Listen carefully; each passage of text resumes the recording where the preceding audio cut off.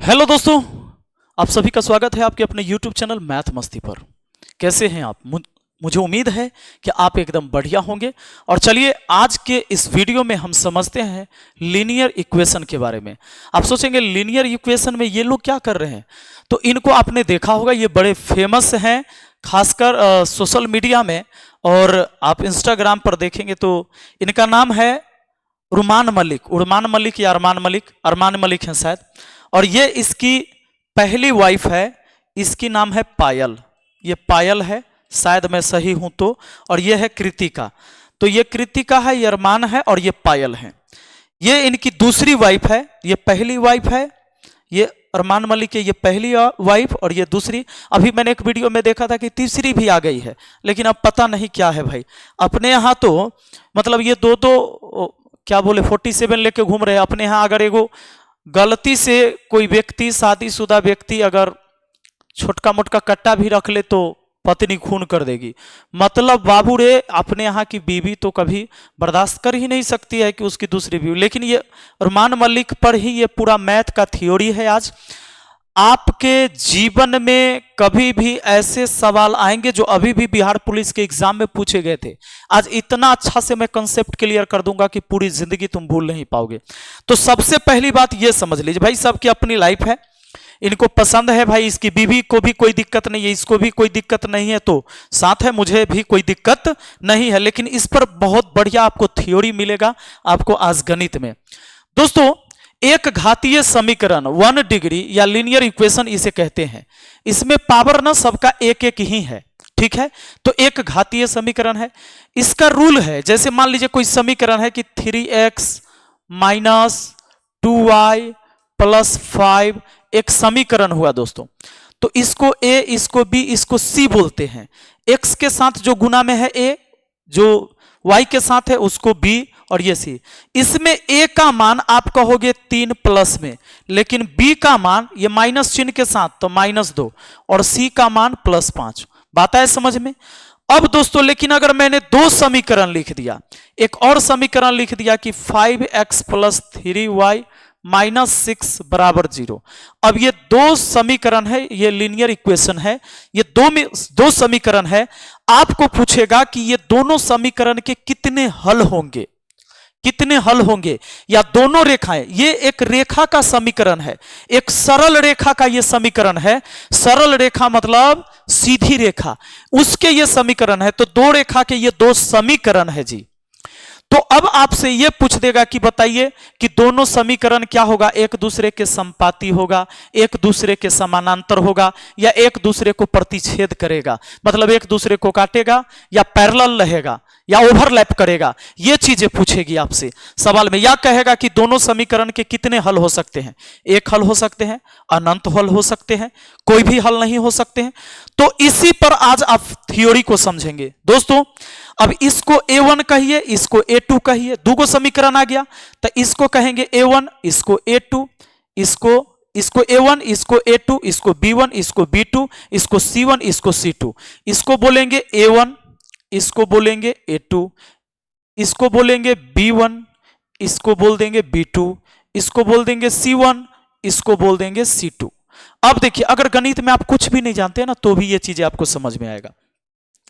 तो रूल क्या कहता है कि अगर ये वाला और ये वाला a1 बट्टा a2 का रेशियो, a वाला का रेशियो और b वाला का रेशियो अगर मान लीजिए कि बराबर नहीं है, बराबर नहीं है, जैसे ये 2/3 है, 3/5 है, -2/3, ये 3/5। ये सोचिए, ये लिखोगे आप 3/5, इसको लिखोगे -2/3। तो ये कभी बराबर नहीं है जी, बराबर नहीं है।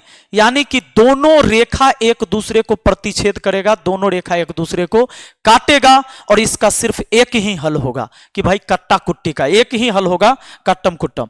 तो ये चीजें मैं आज समझाना चाहता हूं। तो यहां पर समझ लीजिए कि ये जो है ना अरमान, जो है ना, यहां पर समझ लीजिए, इसको मैंने कहा कि a1 बट्टा a2, ठीक है। और इसकी जो वाइफ है पायल, पहली वाइफ है, इसको आप कहिए b1 बट्टा b2, ठीक है। अब बात यह हुआ कि अरमान का मन हुआ कि मैं एक और शादी करूं। एक और शादी करूं, क्योंकि पायल पहले से है, लेकिन अरमान कहता है पायल से कि मुझे एक और शादी करना है। तो अब देखो, अगर पायल का विचार नहीं हो कि नहीं अरमान तुम दूसरा शादी नहीं कर सकते मेरे होते हुए, तो क्या होगा कि पायल इस बात का विरोध कर देगी। और जब पायल विरोध कर देगी तो ऐसा हो जाता कि दोनों में मारा पीटी हो जाता, काटा कुट्टी हो जाता। यानी दोनों के मत अगर नहीं मिलते, दोनों एक दूसरे के समान सोच नहीं रखते, यानी दोनों एक दूसरे के समान सोच नहीं रखते, यानी इक्वल नहीं रखते, इसका मतलब वो इक्वल नहीं रखना। अगर ये और ये दोनों एक दूसरे के समान सोच नहीं रखते, तब क्या हो जाएगा, दोनों में काटा काटी हो जाएगा। यानी एक रेखा और दो रेखा, ये दोनों रेखा ना एक दूसरे को क्या करेंगे, प्रतिच्छेद करेंगे। और इन दोनों के बीच अगर दोनों के विचार नहीं मिल रहे हैं तो सिर्फ एक ही हल निकलेगा, कहेगा कि जाओ तुम अपने रास्ते, मैं जाता हूं अपने रास्ते, दे दो तलाक, नहीं रहेंगे साथ। अब सुनिए, यानी इसको आप कहेंगे सिर्फ एक हल निकलेगा, सिर्फ एक हल, सिर्फ एक हल। वो हल का मतलब समझ गए, सिर्फ एक हल होगा, कहने का मतलब कि दोनों अपने अपने रास्ते निकल देंगे, एक दूसरे को तलाक दे देंगे। तो ये तब होगा जब दोनों के विचार नहीं मिलेंगे, यानी अरमान और पायल के विचार नहीं मिलेंगे तो। लेकिन तो ये बात आपने समझा, ये चीजें समझ गए। अब इस चीज को समझ लीजिए, वही चीज यहां पर है, यहां पर है दोस्तों, यही चीजें यहां पर है। यह थ्योरी है गणित का केस 1 कि यदि A1 बट्टा A2 और B1 बट्टा B2 हो तो ऐसे निकाय का एक ही हल होगा, और इसे संगत निकाय कहते हैं। इसे संगत निकाय कहते हैं, एक दूसरे को प्रतिच्छेद करेगी दोनों रेखा। अब देख लीजिए, पहला ही समीकरण है, और ये दूसरे समीकरण जो है इस रेखा का और इस रेखा का, ये समीकरण कहता है दोनों सरल रेखा एक दूसरे को एक बिंदु पर काटती हैं। अतः जैसे एक एग्जाम्पल है दोस्तों, 2/5 आप लिखोगे, A1 बट्टा A2 यानी 2/5 आपने क्या लिखा, A1 बट्टा A2 और B1 बट्टा B2, B1 बट्टा B2। अब देखो तो 2/5 हो गया बराबर B1 यानी 3 बट्टा B2 यानी -7, चिन्ह के साथ, तो प्लस दे चाहे नहीं दे एक ही बात है, लेकिन -7 ये कभी बराबर होगा, ये 2/5 3/7 कभी बराबर नहीं है। तो कभी बराबर नहीं, ये अलग चीज है, ये अलग चीज है जी। आप ऐसे भी गुना करके भी देख सकते हो, 7 दूना 14, माइनस में 14, 5 15, कभी बराबर नहीं है। तो दोनों के मत नहीं मिल रहे हैं, तो कहता है इसके कितने हल होंगे, तो इस समीकरण के एक ही हल होंगे। इस समीकरण के कितने हल होंगे, सिर्फ एक हल, यानी दोनों के मत नहीं मिल रहा है तो दोनों अपने अपने रास्ते जाएगा, आजाद हो जाए। सिर्फ एक हल हुआ इसका कि एक ही हल है, दूसरा बातें नहीं होगा, तुम तलाक दो मुझे, मैं तुझे, मैं निकला, है ना। तो अगर दोनों का विचार नहीं मिला, दोनों का विचार नहीं मिला, यानी दोनों एक दूसरे के समान नहीं हुए, तो इसके सिर्फ एक हल, ऐसा A1 बट्टा A2 और B1 बट्टा B2 अगर ये जो बराबर नहीं हुए, इसका मतलब है सिर्फ एक हल निकलेगा, और दोनों एक दूसरे के मारपीट पर उतर जाएगा, यानी काटाकुटी करेगा, यानी दोनों रेखाएं एक दूसरे के प्रतिच्छेदी हो जाएंगे। ठीक है, प्रतिच्छेद करेगा। अब देखो, अगर केस ऐसा हो जाए कि इन दोनों का विचार हो जाए कि नहीं, अरमान कहा कि मुझे एक और शादी करने का मन है, पायल तुम क्या कहती हो। अरमान कहा, अरमान है ये A1 बट्टा A2 और पायल है B1 बट्टा B2।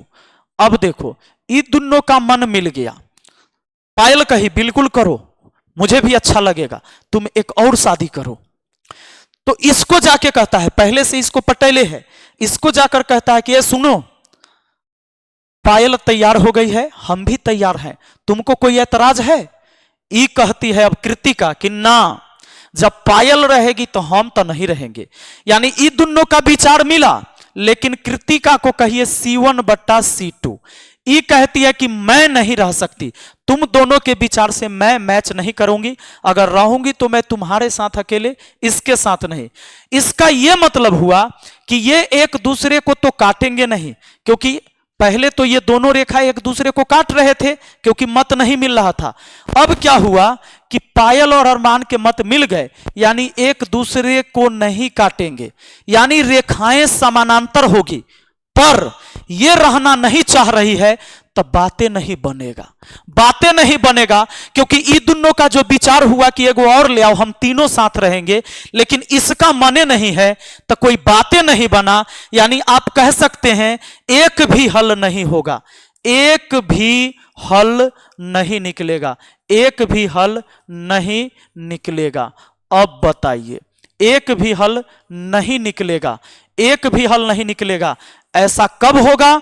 जब इस दोनों का तब विचार हो गया, ई दोनों का मन समान हो गया, ई दोनों का मन समान हो गया, और ई कहती है कि ना हम तो न रहेंगे, दोनों के साथ तो नहीं रहेंगे, वो रहेगी तो हम नहीं रहेंगे। यानी इसके विचार नहीं मिले, इसके विचार गलत है, कट गए, माने गलत नहीं, इसके विचार इससे मैच नहीं किए, इक्वल नहीं हुए, एक भी हल नहीं निकलेगा।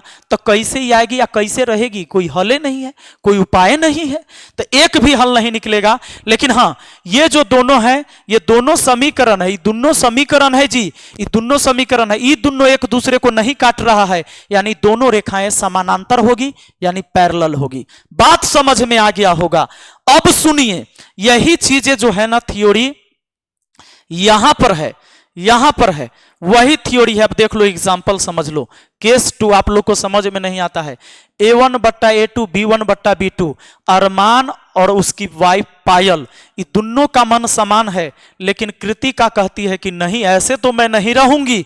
तो ऐसे निकाय का एक भी हल संभव नहीं होगा, ऐसे असंगत निकाय कहेंगे, इसे असंगत निकाय कहेंगे, और वे समानांतर रेखाओं को सूचित करेंगे। ये दोनों रेखा एक दूसरे को नहीं काट रहा है, पायल और अरमान एक दूसरे को नहीं काट रहा है, समानांतर जाएगा, ठीक है, समानांतर यानी एकदम अंतर समान बनाए। अब देखो, ये एग्जाम्पल क्वेश्चन ऐसे दिए जाएंगे कि इसके कितने हल होंगे, इसके कितने हल होंगे। तो जरा देखिए, ये 2/6, ठीक है, बराबर 3/9, 3/9, 2/6 A1/A2 B1/B2, और बराबर है क्या? बराबर है क्या? 7/12, ये भी माइनस, ये भी माइनस, क्या ये बराबर है? नहीं। इसको कह सकते हैं 2/6 है, 2/6 3 से काटेंगे, 2 तिहाई 6, ये 3 तिहाई 9, यानी 1/3 बराबर 1/3, ये कभी अब कट नहीं सकता, 7/12। ये दोनों तो इक्वल हुआ, यानी अरमान और पायल इक्वल हुआ, कृतिका इक्वल नहीं हुई, यानी ऐसे में हम कहेंगे दोनों रेखाएं समानांतर होगी, और इसके एक भी हल नहीं निकलेंगे। अतः समीकरण के एक भी हल संभव नहीं है, अतः इसे असंगत निकाय कहेंगे। निकाय पूछे कैसा निकाय है? असंगत, संगत हो ही नहीं रहा है, संग में जा ही नहीं रहा है, असंगत हो गया। अब चलो जी आगे बढ़ो। अब एक थ्योरी और समझो, एक केस और है। मान लीजिए आप जानते हैं कि अरमान A1/A2 है, अब पायल को हमने कहा B1/B2, इन दोनों का विचार मिल रहा था। अरमान कहता है कि मैं एक शादी करूंगा, मैं कृतिका को लाऊंगा, और चलो, तो पायल भी तैयार हो जाती है, कहे कि बहुत बढ़िया, लेके आओ, बहुत अच्छा रहेगा। तो अब ये क्या कहती है? अब कृतिका से पूछता है, कृतिका कहती है कि हम यह चाहते थे, हम यह चाहते थे कि हम तीनों साथे रहे। तो कृतिका जो है ना, ये है C1/C2, इसके भी विचार मिल गए। अब बताइए, इस सब के विचार मिल गया, तो कोई एक दूसरे को काटेगा? कोई एक दूसरे को काटेगा नहीं। अब देखिए, अब सब के विचार मिल गया ना, तो ये सभी रेखाएं एक दूसरे के ऊपर हो जाएगा, एक दूसरे के ऊपर रहेगा, यानी रेखाएं पैरेलल होगी। ये जो दोनों समीकरण वाली जो रेखा है ना, ये दोनों रेखाएं एक दूसरे के ऊपर हो जाएगी, यानी रेखाएं एक दूसरे के ऊपर, यानी आप कहेंगे इसे ओवरलैप करना, या इसे संपाती कहेंगे। ओवरलैप कर जाना, ये रेखा पहले से उस पर ही एक और आ गया, इसको कहेंगे संपाती। संपाती कहते हैं या ओवरलैप कहते हैं, ओवरलैप कहते हैं, ध्यान दीजिएगा। तो अब जरा ध्यान दीजिए क्या होगा, और ऐसे में कितने हल निकलेंगे, आपसे पूछेगा इस समीकरण के कितने हल निकलेंगे। अब तो अनंत हल होगा, एगो तुगो हल होगा, अनंत हल होगा। अब कौन रोके वाला है? जब ये सब राजिए है तो अनंत हल होगा। वो कोर्ट मैरिज करे, अरेंज मैरिज करे, लव मैरिज करे, रोड मैरिज करे, मतलब जोन मैरिज करना है करो, कोई दिक्कत नहीं है। जब तुम लोग राजिए हो तो कहबे किया है कि जब मियाँ बीवी राजी तो क्या करेगा काजी। अब देखो केस तीसरा वही है कि A1 बट्टा A2 B1 बट्टा B2 और C1 बट्टा C2 हो तो ऐसे निकाय के अनंत हल होगा और इसे आश्रित निकाय कहेंगे। इस सब एक दूसरे पर आश्रित हो गया जी और दोनों रेखाएं एक दूसरे के ऊपर ओवरलैप करेगा। एक दूसरे के ओवरलैप करने का मतलब एक दूसरे के ऊपर हो जाना। अब देखिए तो ये चीजें दी गई है। एग्जाम्पल पर क्वेश्चन ऐसे होगा। क्वेश्चन कैसे होगा? ऐसे क्वेश्चन दे देगा दो समीकरण, इसके कितने हल होंगे। तो देखो आप लिखो ये A1 बट्टा A2 तो 2 बट्टा 4 बराबर लिखो B1 बट्टा B2 यानी 3 बट्टा 6 क्या बराबर होगा 6 बट्टा 12 के। इसको आप काटा पीटी करके देखो 2 दूना 4 3 एकम 3 3 दूना 6 यहां भी तो एक था 6 एकम 6 6 दूना 12। दोस्तों ये 1/2 बराबर 1/2 बराबर 1/2। इसका मतलब है कि ये तीनों जो है कृतिका पायल और मान तीनों बराबर है। तो यहां पर कहता है अतः समीकरण के अनंत हल होंगे। कितना हल? मन करे रेस्टोरेंट जाओ, मन करे घर में खाओ, मन करे होटल में जाओ, जहां मन करे वहां जाओ, इसके अनंत हल होंगे जी। अगर सभी का विचार एक है तो इसके अनंत हल होंगे। अब दोस्त आपसे एग्जाम में क्वेश्चन पूछा गया था इस बार बिहार पुलिस के एग्जाम में, आपको पता है ऐसे दो समीकरण देके एक क्वेश्चन तो हर एग्जाम में आता है, चाहे आप जिसका एग्जाम दे लो। आपको बीपीएससी टीचर वाला में भी पूछ दिया, आपको इधर एसएससी में पूछता ही है, बिहार पुलिस में पूछ ही रहा है, दरोगा में पूछबे करेगा। तो देखो एक समीकरण दिया गया और कहा सही उत्तर चयन करें। रेखा चित्र के अनुसार समीकरण की जोड़ी। ये दो रेखा का समीकरण है, दो रेखाओं के प्रतिनिधित्व करता है जो बिल्कुल एक बिंदु पर प्रतिच्छेद करेगा। ऑप्शन ए है बिल्कुल दो बिंदु पर प्रतिच्छेद करेगा, संपाती समानांतर। देखो दो रेखा तो एक दूसरे को ना, दो सरल रेखा दो बिंदु पर कभी प्रतिच्छेद नहीं करता है, तो ये तो बिल्कुल गलत है। कोई भी दो सीधी रेखा जब होगी ना तो एक ही जगह कहीं काट सकता है, सीधा है। अभी टेढ़ा जाएगा तब ना इधर घूम घाम के कटेगा। तो सरल रेखा का ही समीकरण है और सरल रेखा कभी भी दो जगह नहीं काट सकता, एक ही जगह काटेगा। तो ये तो बिल्कुल गलत बात बोला। बाकी देखते हैं संपाती समानांतर क्या होगा। तो A1 बट्टा A2 लिखेंगे 6 बट्टा 2 बराबर देखते हैं 3 बट्टा देखो -3 बट्टा ये हो गया -3। इसके साथ y के साथ कोई नहीं है तो एक तो होगा गुना में, तो -1 बराबर देखिए क्या अगला होगा 10 अब बट्टा में यहां क्या है 9, 10 बट्टा में क्या है 9 है। तो अब जरा देखते हैं ये 2 तिहाई 6 माइनस से माइनस, ये 3 बार में कट गया जी, ये 3 बार में कट गया, ये नहीं कटा, यानी 3 बराबर हुआ 3 के, ये बराबर नहीं हुआ 10 बट्टा 9, 10 बट्टा 9 बराबर नहीं है। ये दोनों बराबर हो गया, यानी अरमान और पायल कही कि चलो ठीक है दोनों मान गया। तो दोनों मान गया तो एक दूसरे के विरोध नहीं ना हुआ, एक दूसरे को नहीं काटा, तो रेखाएं समानांतर होगी। आपका आंसर ऑप्शन डी हो गया। और संपाती तब होता जब ये भी बराबर हो जाता, यानी दोनों पत्नी और अरमान दोनों यानी कि तीनों एक दूसरे के मत से मैच खा जाता, दोनों एक दूसरे की तरह विचार कर लेते, एक ही विचार रहता, तब संपाती होता, यानी एक दूसरे के ऊपर होता। तो दोस्तों क्या आपको ये चीजें आज समझ में आ गया? अगर आपको बढ़िया से समझ में आ गया है भैया तो कमेंट करके जरूर बताइएगा। और निश्चित है कि आप पूरी जिंदगी आप नहीं भूलेंगे।